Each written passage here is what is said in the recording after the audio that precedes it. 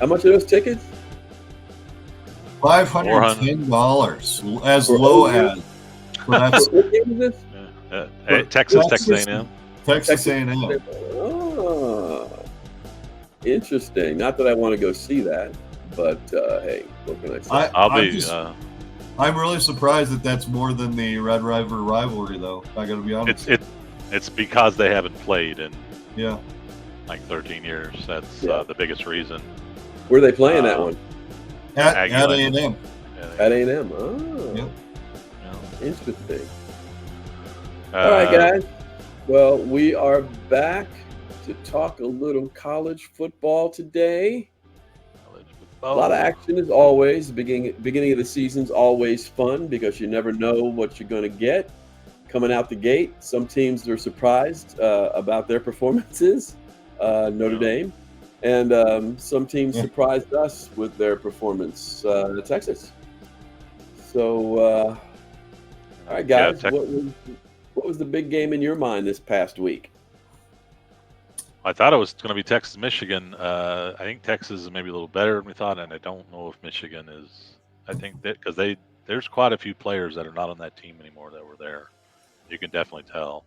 So, I mean, and looking at that conference, the impressive win for USC of LSU, and then they just routed Utah State, and they get Michigan at Michigan, not this week but next.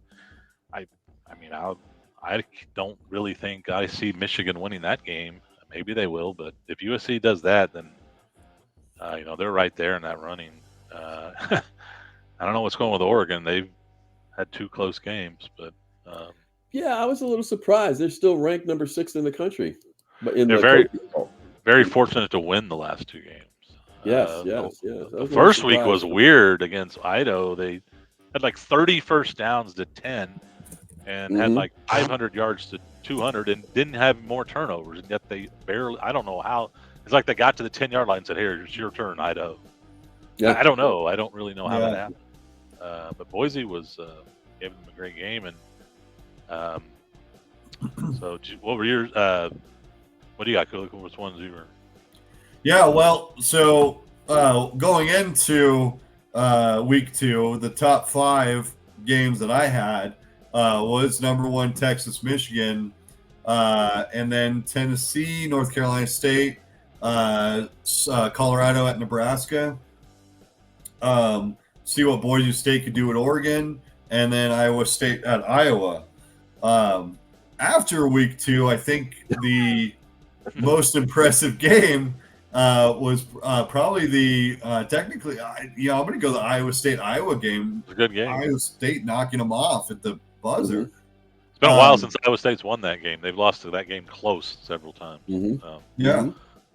Number 2, got to go with the CU Nebraska because we saw primetime go into Lincoln, and in primetime got lost, and it was not pretty. It was not even close ever in that game. Yeah, I want to talk about that game in just a little bit, but continue. Go ahead. Yeah, and then of course. Rounding out the rest of that top 5, Boise State, Oregon. Boise State gave them a game, so that was still good. Tennessee, that game, and then just the Texas and Michigan. That wasn't even a game. And you know what? I'm not gonna say that Texas is not good because I believe they are. But I think Michigan has real problems, and I don't think they're going to do anything this season. No, really? I think they're going to lose. Yeah, I think they're going to lose a lot of games. And I think we're going to be shocked at some of the games that we're going to see them lose. For instance, I'm just kind of looking at their schedule for Michigan. Like you were talking about, they got the USC game. They're going to Washington. I don't think that's going to be easy. Seeing what Illinois just did, I don't think that's going to be easy going to Illinois, Oregon, and of course Ohio State. I mean, I don't see Michigan really winning or losing less than 4 games this season. Yeah, so I can't see them going at 8-4, about the best. Yeah. Yeah, and I don't think they'll be ranked at the end of the season either. You don't? They lost a lot. They still have some pretty good defensive guys, but they really don't have much of the offense at all. Mm-hmm. And you could tell they were just not really. Ironically, he got blasted by Texas, but they finalized his contract. Why would they not do that before the game, before the season? Right. So we'll see. I don't know, but they don't have the signs anymore, so maybe that's one of the issues. Yeah, we'll see about that one. But as far as I'm concerned, of course, Sooner, the big game was Houston OU. That was the big game for us. It was a tough game. I mean, Houston came in and they were definitely Billy Fritz is a good coach, and he had them very prepared and definitely took advantage of that Oklahoma just couldn't move the ball. I mean, just couldn't move the ball, and I have to tell you that the Cougs, messed the bed week one. They were horrible, absolutely horrible week one, and to come in and do what they did to OU defensively, because offensively I think we could have had a little bit better game plan, but defensively I'm very happy with what we saw. Big improvement over the first week, trust me, very big improvement. Although we did play UNLV, and UNLV is not a bad team, but as a team I felt that we could have beat. And we'll find out how good UNLV is, because they're playing Kansas this week.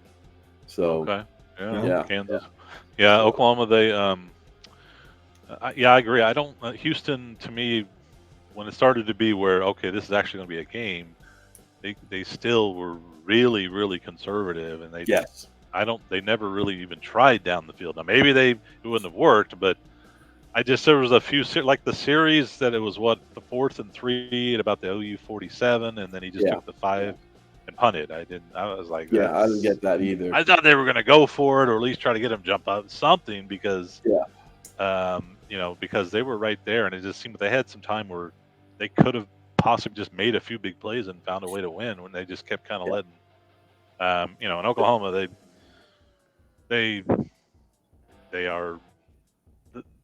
It's going to be a very tough season for us, because we just have the area that we could not have injuries. We only have 2 starting linemen, and we only have 1 starting receiver. And when you have a young quarterback, that is not good. And for the hardest season that we'll probably ever play, I have definitely lowered my standards unless something changes. I'm going to the Tulane game, and I think it'll be a good, Tulane gave Kansas State a really good game, but the guy's really young, the quarterback. He's only played at home 2 games, and now he's going to be in front of 80,000 fans that are mad. And with the Venables defense, I think the defense will really give him some problems, and I think they'll find enough to win. But I've seen like 24-17, something like. I don't expect it to be an easy game. Yeah, I hear you. So the line. We see improvement. The line of the Houston game was 27. We were giving up 27 to you guys, and for it to come down to 4 points was crazy for us. But we're very happy with that. But the other game that I want to talk about is the Nebraska-Colorado game. Of course, I know, Kellen, you and my wife are in love with this Nebraska Red stuff. But I got to tell you, that looked like a revenge match after what happened the year before, and the little smack talk going on between Dion and Rule, Jeff Rule. Matt Rule, yeah. Matt Rule, I'm sorry, Matt Rule, yeah. So he's very happy to have won that game in the fashion that he did. But you're learning a lot about the Deion Sanders model of college football, and it's not working. No, it's just not working. His sons have terrible attitudes. He has, I would tell you, a terrible attitude, and I think that's not a good winning attitude for that team. So I see him out of the league, out of college football after his son is done. He might not even stay there for the 2 years for his son, who's a junior. Yeah. And that's the thing is Shiloh's. Oh, sorry. Go ahead, Sooner. I was just going to say that I think they're both, aren't they both probably, both sons will be, and one of them's like a senior and the other one's a junior, right? Right. So I think they'll both be gone. I think he'll leave, and he may be their manager, agent, or something of that nature. I don't know. Yeah. because that's much more of his style. He's not his style worked at Jackson State because it's Jackson State, and they have this larger than life guy, and with the portal, guys that are not playing much at Power 5 or Group of Fives. Hey, well, I'll play for Dion. That's awesome, and he could bring that in. And all of a sudden, he has guys that are really wanting to be there. But at Colorado, he's recruiting against teams that they have everything they have. They may not have the flash and dash, but ultimately they win a lot more, and they have the facilities way better than Colorado. Most of the teams he's competing with. I mean, so it just doesn't work there. No, I know they're saying, oh, maybe he's next Florida State. I would not do that if I was Florida State. No. Okay, Kulik, what do you say? Yeah, well, so Shiloh Sanders, I do believe that Dion will probably stay and see Shiloh finish out his collegiate career. But what year is he? You're right. I believe he's a junior. Yeah. Okay. And Shador is the quarterback is his senior year. So, yeah, I do believe that he'll stay to see him as well as Travis Hunter. Because he's taking Travis Hunter will go after this year, though. He'll be gone. He's a 3-year. Yeah, because he's a junior. Yeah, the two big names, Hunter and Sanders, will both be gone. So. Shiloh broke his forearm. Is that correct? Let's see. Yeah, it was an arm injury. I didn't know how bad it was. I didn't know he broke something. That's what I thought. I wasn't sure. You can go ahead and check me, fact check me. But either way, I another year at most. Forearm injury. Forearm. Okay. Yeah. So the only thing Dion did say is that he shouldn't miss too long. So who knows? Yeah, we'll see.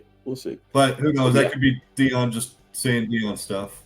Yeah, he might be selling Aflac at the end of this year. So we'll see. Yeah, exactly. But so the thing is with what Deion Sanders has brought in to the game is that we haven't seen him take any concrete steps to build a program that will last beyond him or his sons, which will be him.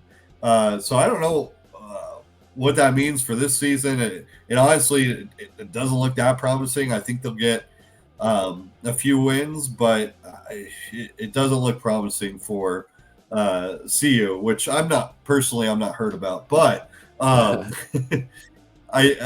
do think that they're not going to have they're not built to win a lot of games. They maybe could sneak into a 6-win bowl season, but I think that would be as best as it looks for CU and Deion Sanders. And then you're right. What Senior you were saying? I think especially after Shiloh's gone, and Travis Hunter's gone, is that Deion will be done with CU. I think after that. So well Shiloh. I'm just looking at Shiloh. This is last year. He's 24 years old.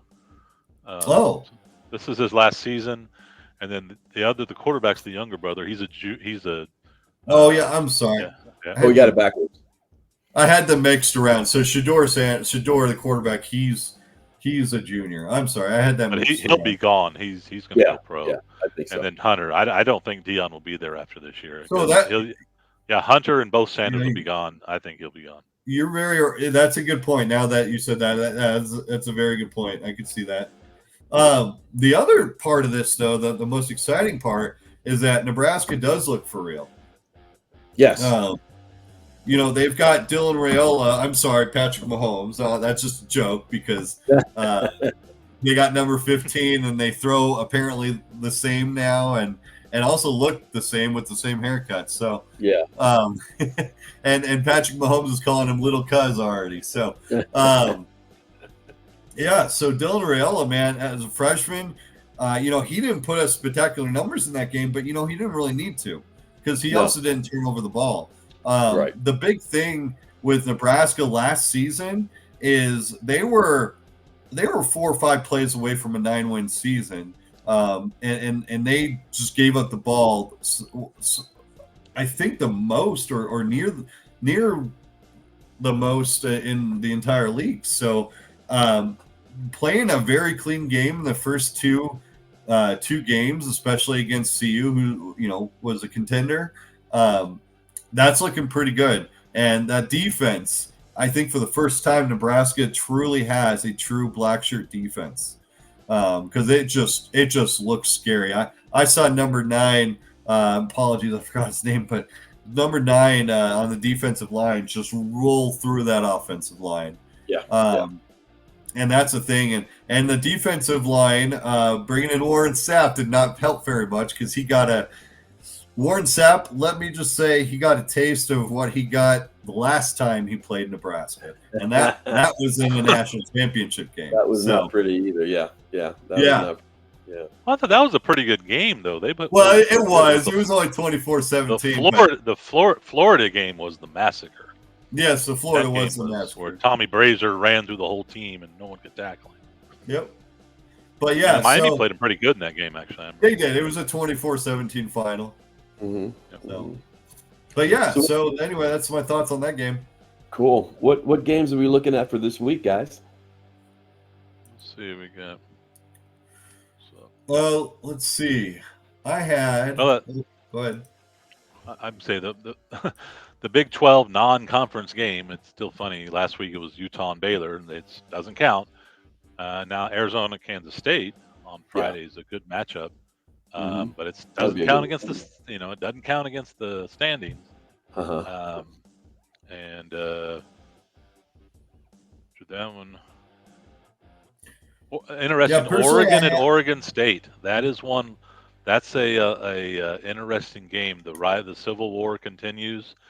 Oregon has barely won, and Oregon State's 2-0, and they're pretty good. It's at Oregon State. They're going to be fired up because Oregon bailed and went, left the conference. Yeah. Oregon better be ready, because they have really come close to not being ready, and they could definitely lose that game.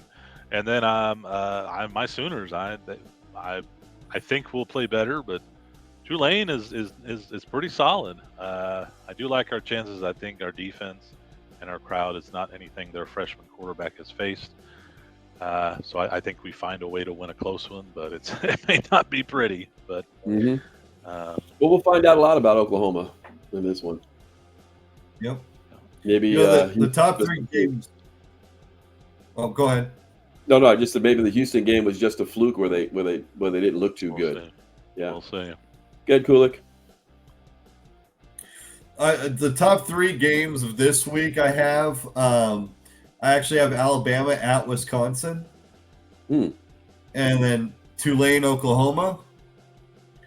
And just because this might have a little bias on it, but CU going to Fort Collins and playing CSU. Oh yeah. So I think. CSU, they took them to 2 or 3 overtimes last year and didn't make it out, but now it's in Fort Collins, so I think they will make it out this time. Oh yeah, it was that wild, real late game, wasn't it? Yeah. Because Alabama, they rarely go to the north like that. I mean, the SEC doesn't do that very much. I don't know. I mean, Alabama probably has never played at Wisconsin. So, and another one, Boston College, who is 2-0 quietly. Yeah. And their coach, their coaches, Bill O'Brien. He's the coach there. The Houston Texans head coach for several years. Yeah. He was the OC for Saban and for Belichick. And the Alabama people were happy when he left. I'm like, Saban thinks he's okay. The Alabama fans all hated him. They were so happy. But they all hated him, but Bill Belichick think he was good enough. And then the BC coach surprisingly left to go be an OC in the NFL, which you're seeing that a little bit more now because of this NIL. And so they hired Bill O'Brien, and so far he's got him in. And Missouri, that's going to be a challenge for Missouri. I can see that. Yeah, they're highly ranked. We'll see what happens with Mizzou and BCU. I, of course, have to go with the bucket game, the Bayou bucket game between Houston and Rice. That's one of those that I just have to go with, of course. But I'm looking forward to that Arizona K-State game. I think that's going to be a big game. Oh yeah, especially for K-State. K-State has some ambitions on the conference and going into the playoff And so, games like these are the ones they're going to have to win. Have you changed any of? Have you seen the first few weeks? Because I think we had at least 2 teams from each conference. Do you think every conference will get 2 teams or more? Well, let's talk after Oregon gets past Oregon State this week. We'll see. I don't know. I'm not sold. I don't know if the ACC is going to get any more than 1. I don't think so. I'm looking at their conference, and I don't see it. I really don't. The Big 12. Well, we didn't talk about one of the best games of the year was the OSU Arkansas. That was a great game. Oh yeah. Arkansas came in and was a heavy underdog. I think at least double digits. And I mean, Oklahoma State is an old team. Their quarterback's like on his 7th year. And all the offensive line have started at least 2 years, and they're all at least 5 years or more, 5 or 6 year seniors. Mm-hmm. And they looked kind of lost against Arkansas. The quarterback from Arkansas was at Boise, and that kid's pretty good. He was a 2-year starter at Boise, and now he has Bobby Petrino. I mean, that guy looks pretty good. And I think Arkansas could be the one kind of surprise SEC team of the lower group that I don't think most of them would do it. I could see them, and maybe doing a little something. They may be able to. Cool. Because they had it, and like I mentioned earlier, they did everything in the world to let OSU come back. They just catch punts and not do. They would have the game would have been over. And Gundy would have lost one of his early games. He's notorious for doing that. But he found a way. He found a way.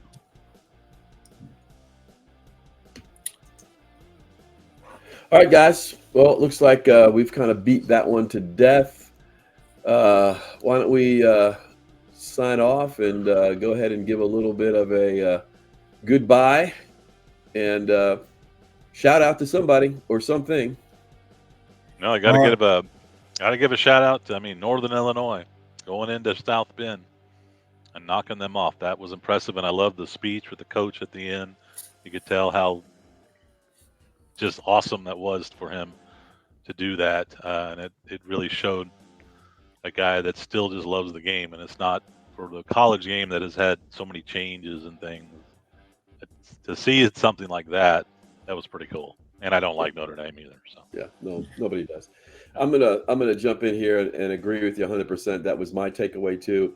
When was the last time you saw a coach winning and showing such emotion? That guy was crying. I mean, big tears coming out of his eyes after that win. You know that really meant something to him and that team, and just taking down the Goliath like Notre Dame.